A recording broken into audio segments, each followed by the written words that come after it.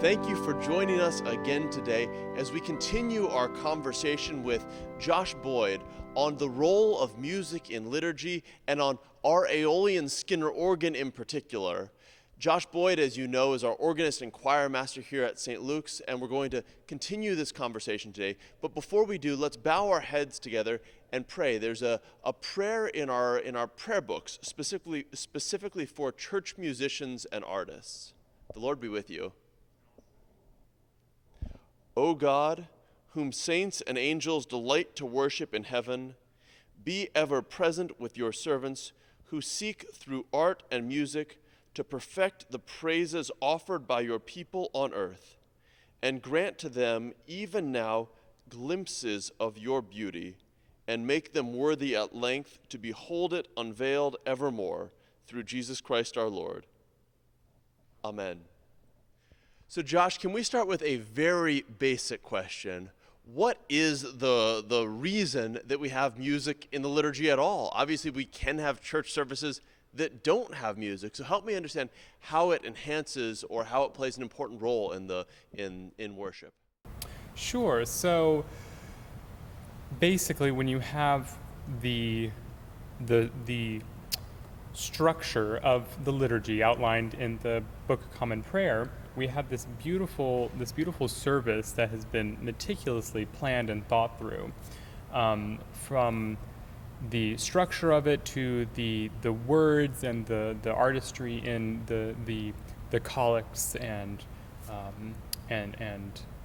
everything that flows through the service. So the point of music is to add to that, to add color, to add beauty, to create something that can enhance a worship experience for the congregant and to provide something that allows for the worshiper to escape the ruckusness and turmoils of day-to-day life. Music creates a space in which they are able to disconnect from the world. It's interesting, Josh. As you know, we launched a contemporary service a little over a year ago, and since we had to build that musically from scratch, I came up with 3 rules for our musicians in that, and I wonder if they apply or how they would apply to traditional music. But I said our 3 rules for music there are, first of all, our songs have to be theologically sound. They have to say things that give us greater insights into God.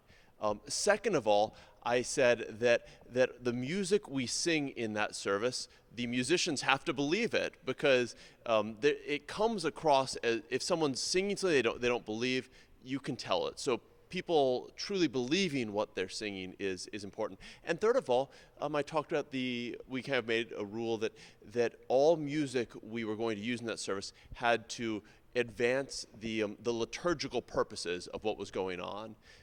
And as you were talking there a minute ago, I was thinking those rules, although we never articulated them for the traditional service, they really apply here. It sounds like music is meant to enhance the liturgy that's laid out in the prayer book. Yeah, absolutely. And even I would even add a 4th rule, that the music has to serve the liturgical season as well. So it's not only important that it serves the service and the liturgy as a single unit, but as the entire church year as well. There's music that I plan throughout, say, Advent or Lent, that is purposely chosen to make the arrival of Christmas or Easter even more profound. And so what we do as musicians in a church service is to help guide that liturgy along through the whole year, which is one thing I love about liturgical churches in general. And that's not to say that you can't have that in a church that doesn't follow the church year as much, but it's especially beautiful in Episcopal churches. So there's certainly this awareness of the flow of music over time, over seasons. How do you also think about worshipers who engage with music differently or who have different musical tastes and the role of that as it relates to music in worship? I think for me, I think it all comes down to personal preference, of course. It comes down to what you grew up with. It comes down to the elements of the service that you like to be a certain way. I think that for me, I like to be involved with and to be a part of a liturgy and music that is different from my day-to-day life. So outside of church and organ music, like I usually like to listen to like bluegrass, pop, techno, that kind of thing. And I wouldn't want that in a church service though, personally, because I want something that's different. Because the liturgy and Sunday morning is different from your day-to-day life. So I want something completely different. That surprises me that you say they have bluegrass. I would have thought it would have been heavy metal or something. Yeah. Only on Fridays do I listen to heavy metal. Yeah. So transitioning away from heavy metal, what's the role of organ as it enhances these different musical dimensions? So organ, the role of the organ is to add another color within all these different layers of color we have within the service. So the organ's role is to accompany the choir and accompany the hymns, and to enhance both of those to a level that is interesting and attention grabbing. Are there elements of the organ that make it particularly adept to supporting and enhancing human singing? Mm-hmm. So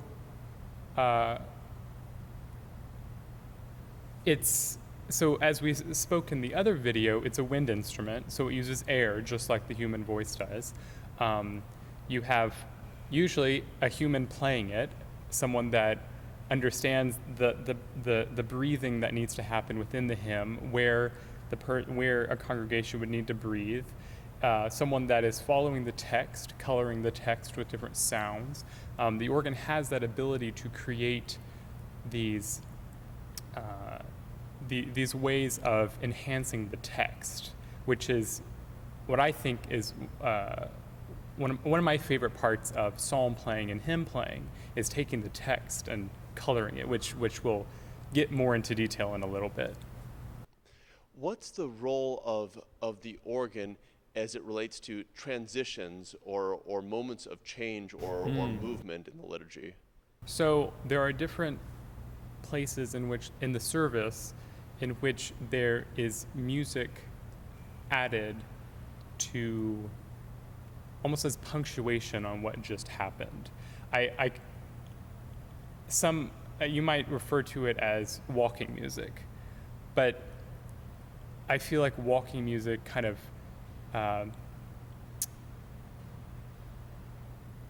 takes away a deeper meaning that it could have. That kind of puts in the category of elevator music.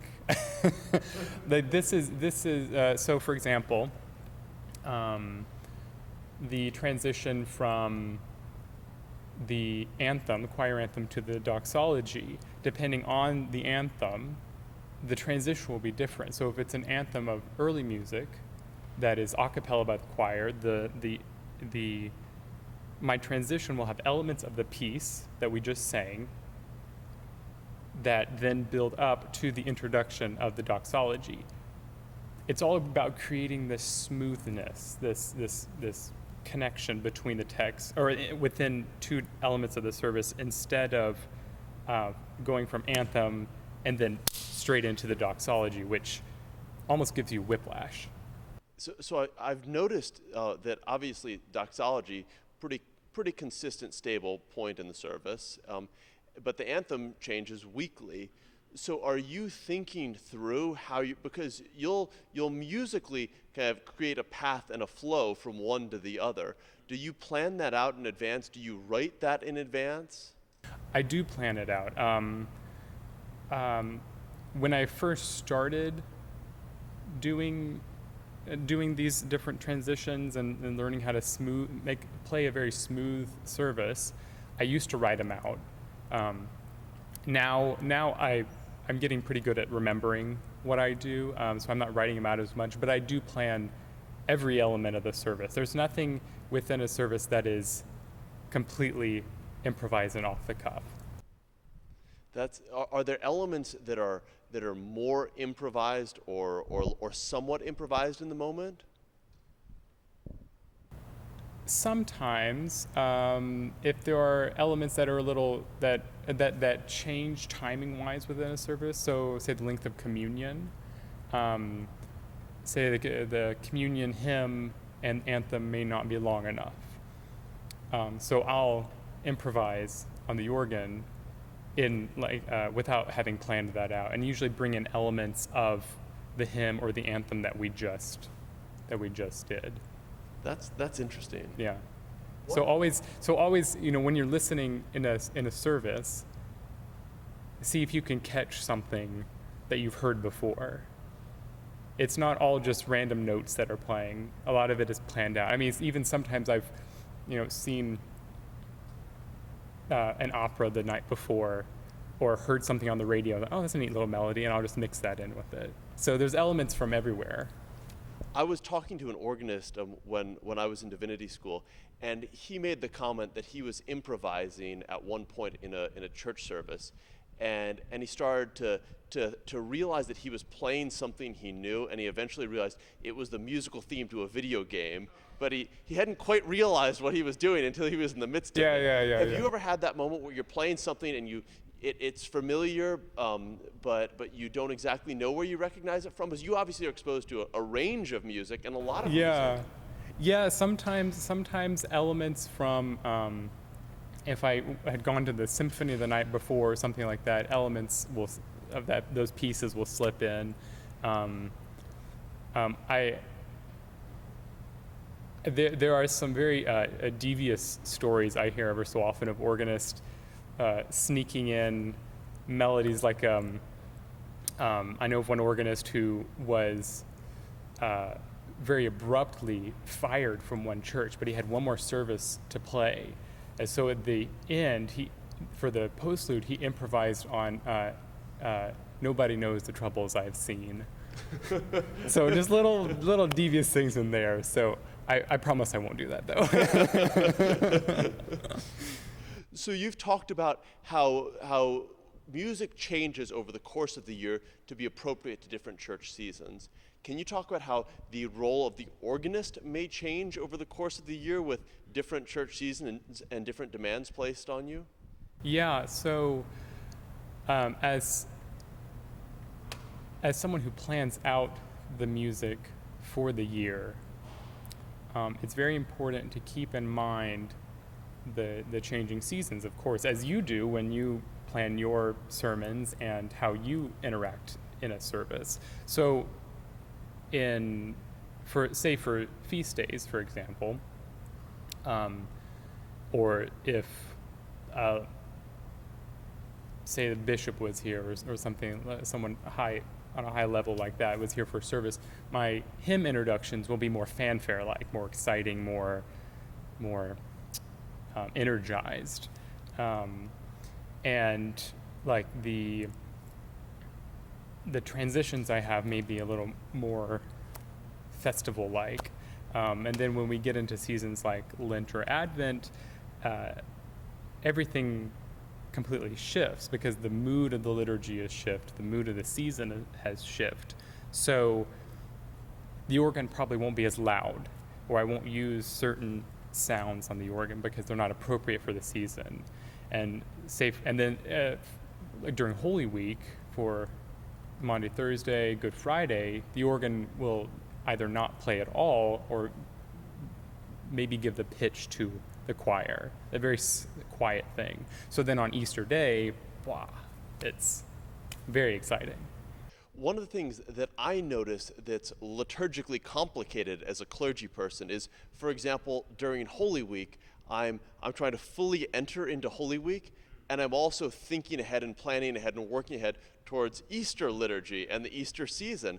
How does that sort of transition impact you as an organist? Because obviously it means during Lent you're practicing Easter music, and how does that impact your own spiritual life? It does make it tricky. It does. Also, I'll add on that, balancing the hecticness and busyness of that season as well. I mean, as you know, we do so many things during Holy Week that it's hard to focus on the services that lead up to Easter, because you're all constantly thinking, oh, I got this service, and then Easter we've got 23 services on Easter, and yeah. So I think the most important element is, as you enter specific services, you have to reset, clear your mind, and focus on that individual service. So when you do Maundy, Thursday, or Good Friday, you go in thinking, this is like the end of it all. So therefore, Easter can be just as exciting. That's insightful and personally helpful, so thank you for that. I think it could be interesting to walk through the role of music in a specific service, in a specific liturgy. So can you start by talking to us about the Prelude, for example? What goes into your thinking and planning as it relates to a Prelude for a service? Sure. So the Prelude and the Postlude all relate to tie into the service. They're kind of like bookmarks. So when choosing the music for the service, the Prelude, Postlude, the organ parts are chosen in the same way according to the liturgy and the season. I'll pick organ music that uses the same chorale melodies that we may be singing that day. So say if we're in Advent and we're singing the hymn tune Wachet auf, there are lots of pieces based on that hymn. So I'll choose, say, Partita by Hugo Dissler on that tune, and I'll play that for the Prelude, or I'll save the fugue for that for the Postlude. And it's all related. It usually never is random. It's just like if you were to go see your favorite comedian and there's someone who is less known who starts the show and warms the crowd up. It's kind of the preparation for what you're about to see. So the Preludes, or maybe another analogy, maybe it's kind of like an on-ramp to a highway. It's kind of helping people get in the right mental and spiritual space to be prepared for worship. If that's the role of the Prelude, then what's the role of the Postlude? How do you think about that? I would say the same. Okay. The same. If we were to take the example of stick to Advent or something, the Postlude may be something that is based on an Advent tune. It may be something that isn't as energetic sounding. It may be something that's a little more solemn. It may be something that leaves you feeling a little uncomfortable, like as Advent should be. It's not a comfortable season. It's a season of preparation. It's a season of unsteadiness in the world. So the organ music needs to reflect that. So tell me if I'm echoing back correctly. The Prelude is kind of, we can think of as we come into the church as a way of beginning to prepare ourselves for worship, and the Postlude's almost the punctuation, emphasizing this is the point of this service to carry with us as we go out into the world. Exactly. Is that a fair encapsulation? Yeah, exactly. if we think about some of the Holy Week services, there may be a very quiet prelude, very somber prelude, and then there's no postlude. Everyone leaves in silence. And that is very much a silent exclamation point on that service. Like, this is different. And that's my role in general, is to create that this Sunday is different. And that's an interesting conception or idea, because I'd never quite thought about that the absence of music is part of your role, to discern kind of when do you not have music in there, when do you, and maybe even kind of when do you bring the volume of the music down. I guess that's a more obvious example. Yeah, and when choosing certain liturgical elements, such as the choir doing plain chant for the psalm during Lent and Advent. It's showing this is a different season. This is very different. Or choosing the mass parts. We may do the Kyrie instead of the Gloria, and we may do a simple Kyrie instead of one that's written by that's really elaborate. So it's all about picking and choosing carefully to create that space for people. A moment ago you mentioned psalms. Psalms are obviously one of these points in the service that can be spoken or that can be sung in different ways. Can you talk to us a little bit about how you think about the role of music in supporting a psalm? Mm-hmm. So psalms are originally songs that were given to King David by God, and the text for the Psalms, I think, are the most poetic and beautiful text within the Bible, and they capture so many different moods of from everything from despair and frustration to praise and exultation, and it's the point of the music to color that text. So during Lent, the text of the Psalms are much more somber and reflective, and so the music has to reflect that mood. We wouldn't want a happy, well, I hesitate to say happy, but a more joyful and exciting sounding psalm tone. We wouldn't want that during Lent. We want something that's simple and somber sounding. But then on the flip side, Easter, we have something that's exciting. The text is exciting. Everything's more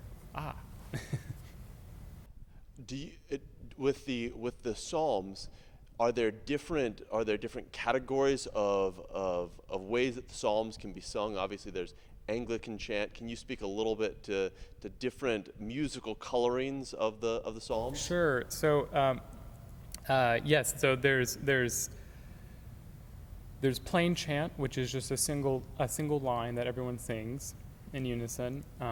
Then there's simplified Anglican chant, which are just a few chords. Can you give us an example of these? I'd have to grab my service book.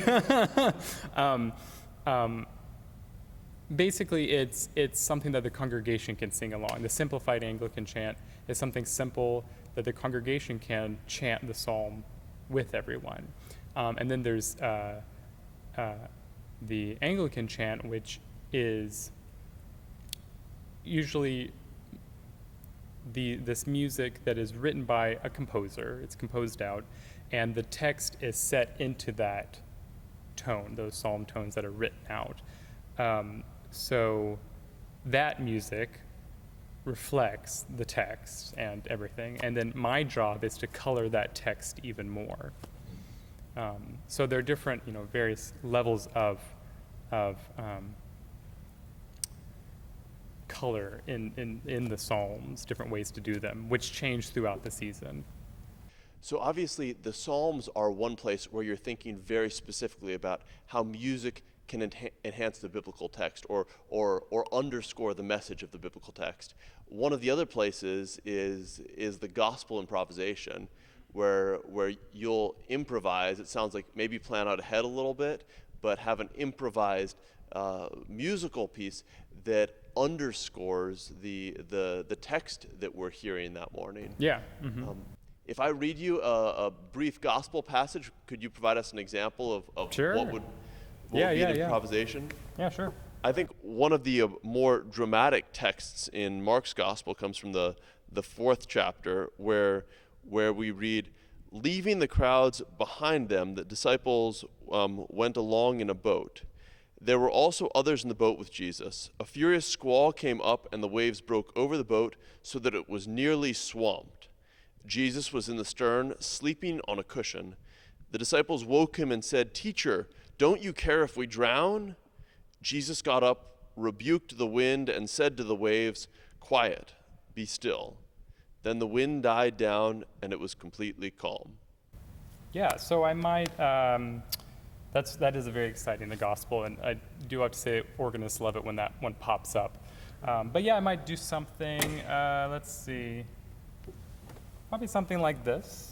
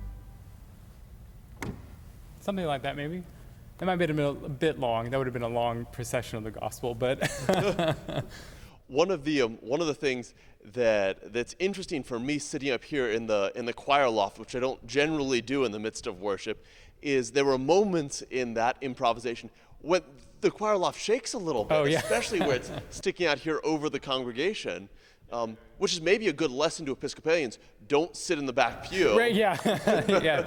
In case the organist comes crashing off of the balcony, stay further forward. One of the other places that the people, I think, are very aware of where there's music in the liturgy is obviously when there's congregational singing, when we're singing hymns. Can you speak a little bit to how you go about preparing those or thinking through how you'll play a hymn? Because it seems like you may play it differently than you play an improvisation or a prelude or a postlude. Yeah, sure. So I actually have a hymn here to do a little example of. So, of course, like all of the music within the service, how I play hymns changes depending on the seasons, depending on who's here. If there's someone important visiting, it'll be a little more fanfare-like. But I'm happy to walk through just a little bit. The most important aspect to hymn playing is the text, because if you're not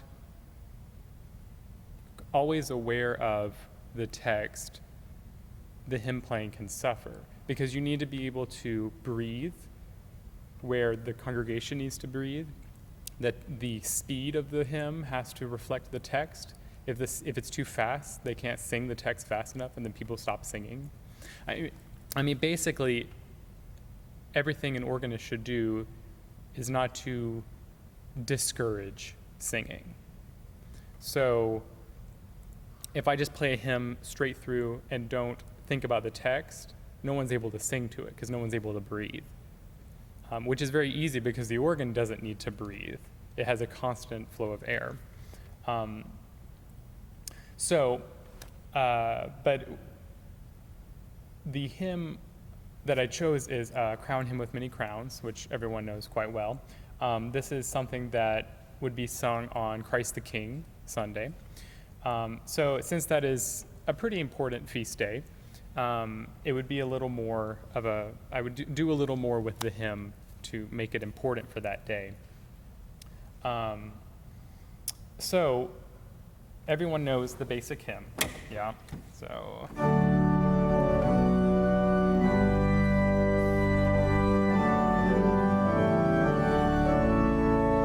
Yeah, so I take the basic melody and the harmonies that are here, and then I change them a bit.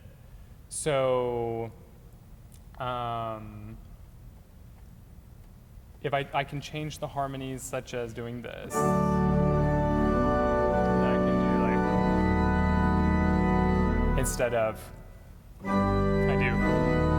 It changes the feeling of it. You get a little more excited. Like you started to smile a little bit when I did that. It brings attention to it. So I'll go through the hymn. I'll pick places where the harmony can change. This is for like the last verse of a hymn, to be specific. So prior to the last verse, you're sticking more to the text as it's written. Yeah. I should probably go back to the beginning of it a little more. So, for example, the first verse, I might do something. It'll be pretty simple. The introduction will be shorter because people know this hymn; they don't need to hear it all the way through. And it's a 5-verse hymn, so it's already kind of long. So I would shorten the introduction. And then for the first verse, I would stick to a very basic sound as one sing through. So something like I just played. So then for the second verse, I might make it a little quieter. So if the first verse ends like this, I might do something like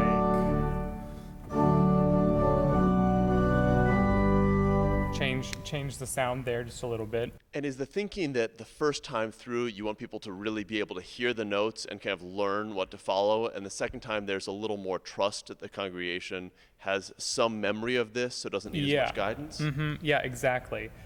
So one very important thing when playing hymns is understanding what hymns the congregation knows and what you need to do to adjust to that. So if it's a hymn that's not very well known, I'll play through the whole hymn as an introduction.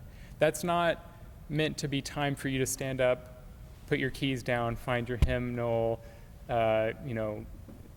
look around, that kind of thing. That's me teaching the melody to the congregation so they know generally how the hymn is going to go. Then the first verse, I won't do anything special because that's everyone still learning. The second verse and the inner verses, if we have a choir, they're probably going to sing the parts, the 4 parts, instead of just the melody. They'll split. So I'll bring the organ down so the parts can be heard. And the congregation, also does that. There are some people that love singing the parts of the hymn too. And then within that, I'll start coloring the text of the different verses. So for the third verse, and if anybody wants to follow along, this is 494 in your hymnal, if you want to see the actual text that I'm working with. So the third verse talks about Jesus triumphing over the grave, rising victorious in the strife for those he came to save. So when talking about rose victorious in the strife, I'll probably add a little descant on top of that goes upwards to symbolize rising. So I might do something, let's see, probably something like this.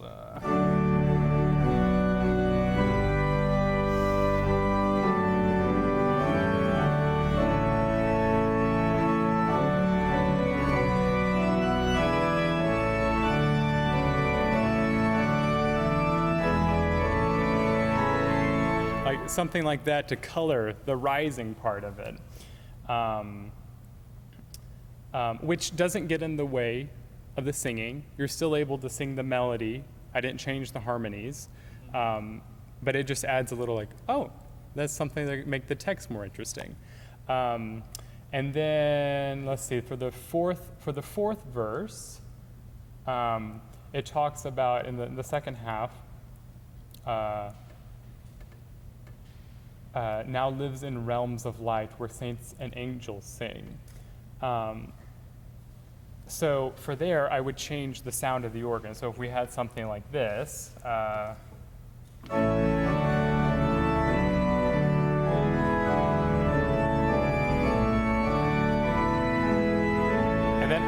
then I would change for the realms of light.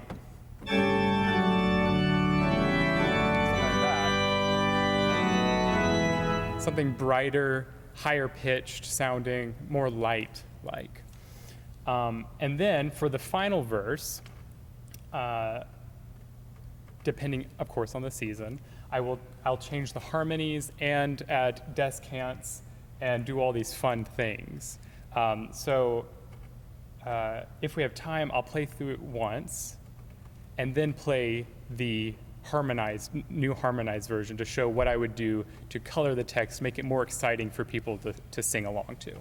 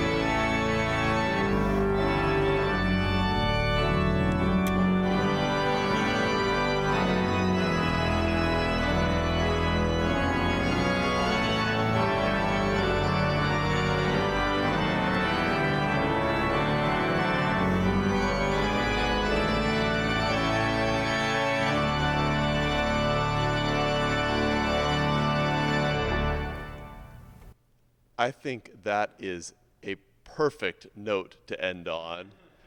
I think it so well captures the idea that music is something that doesn't replace our worship, but something that is able to enhance our worship, especially as we think about the beauty of that text, crown him the King of Kings. I want to thank you, Josh, for these last couple of weeks. I think it has been great to come to more fully understand the role of music in the liturgy and to come to understand this wonderful, fantastic, gigantic instrument we have sitting here in St. Luke's, and to help us begin to appreciate the depth of what you do each week. Thank you again. My pleasure. And I look forward to seeing you this Sunday. Sounds great.